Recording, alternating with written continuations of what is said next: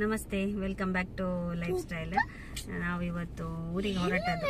ಇವತ್ತಿನ ವ್ಲಾಗಲ್ಲಿ ನಾವು ಕಂಪ್ಲೀಟಾಗಿ ಊರಿಗೆ ಅಂದರೆ ಫ್ಲೈಟ್ ಜರ್ನಿ ಇದ್ದೇ ಇರ್ತದೆ. ಈಗ ಒಂದು 9:45 ಇರ್ತದೆ ನಮ್ಮದು ಫ್ಲೈಟ್.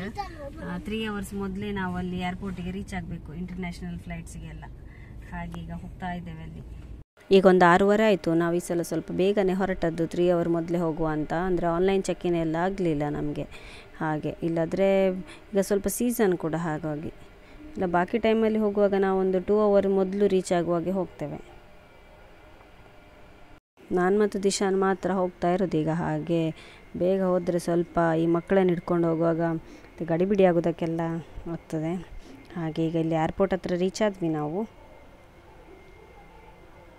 ನೆಕ್ಸ್ಟ್ ಈಗ ಇಲ್ಲಿ ಪಾರ್ಕಿಂಗ್ ಮಾಡಿ ಒಳಗಡೆ ಹೋಗಬೇಕು. ಈಗ ಇಲ್ಲಿ ಒಳಗಡೆ ಬಂದ್ವಿ. ನಮ್ಮದು ಏರ್ ಇಂಡಿಯಾ ಎಕ್ಸ್ಪ್ರೆಸ್ ಅಲ್ವಾ, ಸೊ ಅದರದ್ದು ಕೌಂಟರ್ ಹುಡುಕಬೇಕೀಗ. 3 ಅವರ್ ಮೊದಲೇ ಓಪನ್ ಆಗೋದು. ಈಗ ಓಪನ್ ಆಗಿದೆ. ಸೊ ಹಾಗೆಯೇ ರಶ್ ಕೂಡ ಇದೆ ತುಂಬ.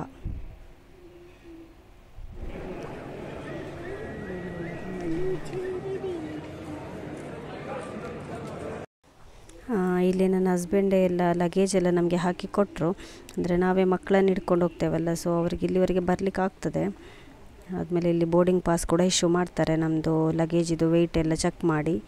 ಮೇಯ್ನ್ ಬ್ಯಾಗಲ್ಲಿ 30 kg ಮತ್ತು hand bag 7 kg. Main bag ಅದು ಟೋಟಲ್ 60 ಆಗ್ತದೆ. ದಿಶಾನ್ಗೆ ಸಹ ಉಂಟು 30 kg. ಸೊ ಅದನ್ನು ನಾವು ಇಲ್ಲಿ ಕಳಿಸ್ಬೋದು. ನೆಕ್ಸ್ಟ್ ನಾವು ಅಲ್ಲಿ ಲ್ಯಾಂಡ್ ಆಗುವಾಗ ಸಿಗ್ತದೆ ಊರಲ್ಲಿ. ಮತ್ತು ಹ್ಯಾಂಡ್ ಬ್ಯಾಗ್ ನಮ್ಮ ಹತ್ರನೇ ಇರ್ತದೆ. ಅದು ನೆಕ್ಸ್ಟ್ ಒಳಗಡೆ ಕೂಡ ಅವರು ಸೆಕ್ಯೂರಿಟಿ ಚೆಕ್ ಎಲ್ಲ ಉಂಟು.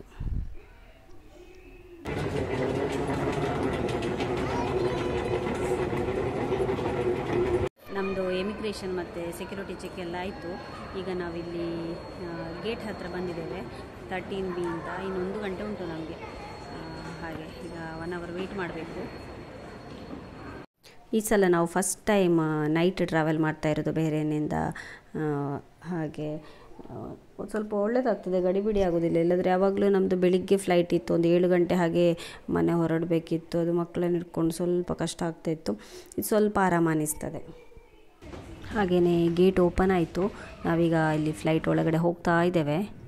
ನಮ್ಮದು ಸೀಟ್ ಹುಡುಕ್ಬೇಕೀಗ. 17 ಸ್ವಲ್ಪ ಒಂದು ಮಿಡಲಲ್ಲಿ ಸಿಗ್ತದೆ. ಇದು ಫ್ಲೈಟ್ ಕೂಡ ಹೊಸತ್ತು. ಮೊದಲು ಏರ್ ಇಂಡಿಯಾ ಸ್ವಲ್ಪ ಹಳತ್ತಾಗಿತ್ತು. ಈ ಸಲದ್ದು ಫ್ಲೈಟ್ ಎಲ್ಲ ಚೆನ್ನಾಗಿದೆ.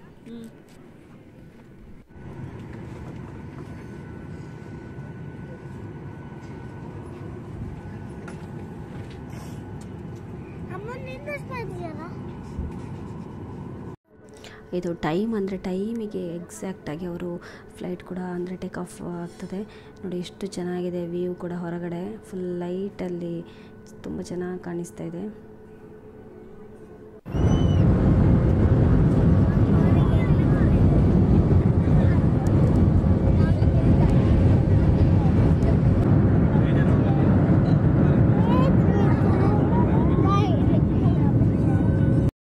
ಈಗ ಫ್ಲೈಟ್ ಒಳಗಡೆ ಸಹ ಹಾಗೆ ಇಷ್ಟೇ ಲೈಟ್ ಆನ್ ಮಾಡಿರ್ತಾರೆ.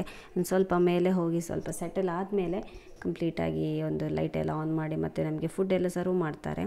ಹಾಗೆ ಈಗ ತುಂಬ ಇನ್ಸ್ಟ್ರಕ್ಷನ್ಸ್ ಎಲ್ಲ ಮೊದಲೇ ಕೊಟ್ಟಿರ್ತಾರೆ, ಸೀಟ್ ಬೆಲ್ಟ್ ಹಾಕಬೇಕು ಹಾಗೆ ಎಲ್ಲ. ಇಲ್ಲೀಗ ಫ್ಲೈಟ್ ಟೇಕ್ ಆಫ್ ಆಗಿ 1 ಗಂಟೆ ಆಯಿತು. ನಮಗೆ ಈಗ ಫುಡ್ ಎಲ್ಲ ಸರ್ವ್ ಮಾಡಿದರು. ನಾವು ಟಿಕೆಟ್ ಮಾಡುವಾಗಲೇ ಇದು ಬುಕ್ ಮಾಡಿದ್ವಿ. ಕೋಕೋನಟ್ ರೈಸ್ ಮತ್ತು ಅದೊಂದು ವೆಜ್ ಕರಿ ಪನ್ನೀರ್ ಇದ್ದದ್ದೆಲ್ಲ ತುಂಬ ಚೆನ್ನಾಗಿದೆ. ಹಾಗೆಯೇ ಅದರಲ್ಲೊಂದು ಜ್ಯೂಸ್ ಇತ್ತು ಮತ್ತು ಒಂದು ಕೇಕ್. ಮತ್ತು ಇನ್ನೊಂದು ವಿಷಯ ಅಂದರೆ ನಾವು ಫ್ಲೈಟ್ ಜರ್ನಿ ಮಾಡುವಾಗ ಆದಷ್ಟು ಕಿವಿಗೊಂದು ಹತ್ತಿ ಇಟ್ಕೊಂಡ್ರೆ ಒಳ್ಳೆಯದು. ಅಂದರೆ ಮಕ್ಕಳಿಗೆ ಎಲ್ಲ ಕಿವಿ ನೋವು ಬರ್ತದೆ, ನಮಗೂ ಕೂಡ ಕೆಲವರಿಗೆ ಬರ್ತದೆ.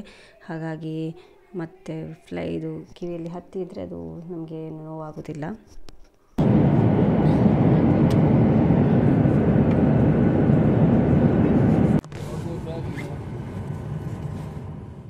ಫೈನಲಿ ಸೇಫಾಗಿ ಮ್ಯಾಂಗ್ಳೂರ್ ಏರ್ಪೋರ್ಟ್ ರೀಚ್ ಆದ್ವಿ. 4:15 ಗಂಟೆ ಇದ್ದದ್ದು ನಮ್ಮದು ಜರ್ನಿ. ಇಲ್ಲಿ 5 ಗಂಟೆ ಆಯಿತು ನಾವು. ಅಂದರೆ ಸ್ವಲ್ಪ ವೆದರ್ ಚೆನ್ನಾಗಿಲ್ಲ, ಈಗ ಮಳೆ ಅಲ್ಲ, ಹಾಗೆ ಸುತ್ತಾಡಿಕೊಂಡು ಬಂದ್ವಿ. ನೆಕ್ಸ್ಟ್ ಇದು ಫ್ಲೈಟ್ ಕೇರಳ ಹೋಗ್ತದೆ ಅಂದ್ಕೊಳ್ತೇನೆ. ಅಂದರೆ ಮ್ಯಾಂಗ್ಳೂರಿನಲ್ಲೆಲ್ಲ ಇಳ್ಕೊಂಡ್ರು. ನೆಕ್ಸ್ಟ್ ಕೇರಳದವರೆಲ್ಲ ಇದ್ದರು. ಹಾಗೆ ನೆಕ್ಸ್ಟ್ ಇಲ್ಲಿ ಕೂಡ ನಮಗೆ ಸೆಕ್ಯೂರಿಟಿ ಇದೆಲ್ಲ ಚೆಕ್ಕಿಂಗ್ ಎಲ್ಲ ಇತ್ತು. ಎಮಿಗ್ರೇಷನ್ ಎಲ್ಲ ಆಗಿ ನಾವು ಈಗ ನೆಕ್ಸ್ಟ್ ಲಗೇಜ್ ಹತ್ರ ಹೋಗ್ತಾ ಇದ್ದೇವೆ. ಕೂತು ಕೂತು ಸಾಕಾಯಿತು. ಈಗ ಮನೆಯಿಂದ ಕೂಡ ಬಂದು ಹೊರಗಡೆ ಕಾಯ್ತಾ ಇರ್ತಾರೆ. ಇಲ್ಲಿ ನಮ್ಮದು ಲಗೇಜ್ ಎಲ್ಲ ಬರ್ತಾ ಇರ್ತದೆ, ಅದನ್ನೀಗ ತಗೊಳ್ಬೇಕು.